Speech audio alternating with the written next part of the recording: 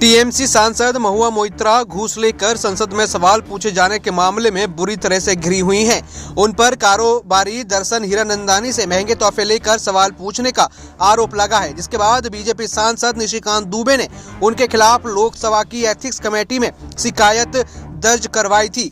हुआ ये कि महुआ मोइत्रा के खिलाफ लगे आरोपों पर ड्राफ्ट रिपोर्ट एडॉप्ट करने के लिए लोकसभा एथिक्स कमेटी की बैठक अब 7 की जगह 9 नवंबर को होगी।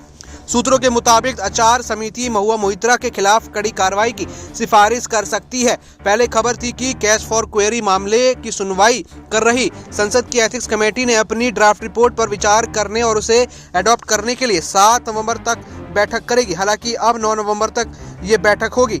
एथिक्स कमेटी की जांच बीजेपी सांसद निशिकांत दुबे की शिकायत पर की गई है। दुबे ने आरोप लगाया कि महुआ ने प्रधानमंत्री नरेंद्र मोदी और अडानी समूह पर निशाना बनाने के लिए संसद में प्रश्न पूछने के अवज में उनके व्यापारी प्रतिद्वंदी व्यवसायी दर्शन हीरानंदानी से रिश्वत ली। निशिकांत दुबे की तरफ से लोकसभा स्पीकर ओम बिरला को लिखे गए पत्र में महुआ को संसद से तत्काल निलंबन करने की मांग की गई थी। निशिकांत दुबे ने लोकसभा अध्यक्ष ओम बिरला को 15 अक्टूबर को एक चिट्ठी लिखकर आरोप लगाया था।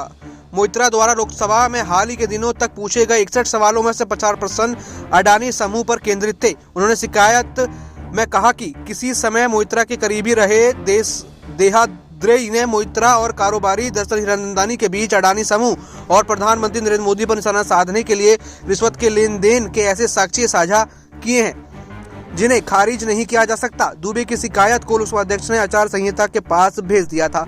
वही कारोबारी दर्शन हीरानंदानी ने अपने हलफनामे में महुआ मोइत्रा के लॉगिन पर प्रश्न पोस्ट करने की बात की थी। हालांकि केस फॉर क्वेरी मुद्दे पर उन्होंने कोई जवाब नहीं दिया। दर्शन हीरानंदानी ने दावा किया कि उन्होंने महुआ मोइत्रा को गिफ्ट दिए थे। हालांकि Mahua Moitra case for query के आरोपों को खारिज करती रही हैं और अब 9 नवंबर को बड़ा फैसला आ सकता है।